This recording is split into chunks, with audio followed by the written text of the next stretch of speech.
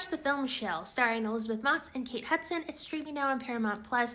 This film gives you kind of subtle substance vibes. It follows an actress named Samantha, who is a great actor, but she realizes that she's kind of competing with a bunch of really younger women for these roles. Things are getting a little tougher to book jobs, and after one failed audition, her management kind of encourages her to go check out the treatment center set up by wellness mogul Zoe Shannon. And so she does. She goes, and then she starts this treatment that promises her exactly what she wants, and things are kind of looking up. She meets Zoe and they form this kind of weird bond. She gets the job that she wanted. Things are starting to get better for her, but then all of a sudden she starts developing some interesting side effects to the treatment, and she finds herself in a very tricky situation. I had really high hopes for this movie because I feel like it could have been like super campy. It could have gone in a completely different direction, and it could have given Kate Hudson and Elizabeth Moss something a little bit more to work with, because I do think these ladies can do well in comedies, especially Kate Hudson. I think if they'd given her a little bit more zaniness to work with, I think that would have been fun. But this film kind of doesn't reach that level of camp that I was really hoping it would. It focuses on, beauty standards and like the unfair expectations on women, especially in Hollywood. I do think it's fun for the Handmaid's Tale fans. Not only does Elizabeth Moss star in this film, guess who directs it? Max. Nick from The Handmaid's Tale. He's directing this film. I think he did a good job, but I really wish this delved more into like the comedic aspect, because I felt like it was just kind of floating around a couple different genres and it never quite hit exactly the genre I think it was aiming to. I think this could be considered a horror comedy, but I just wish there was more comedy, because I really like the cast and I think they did a good job.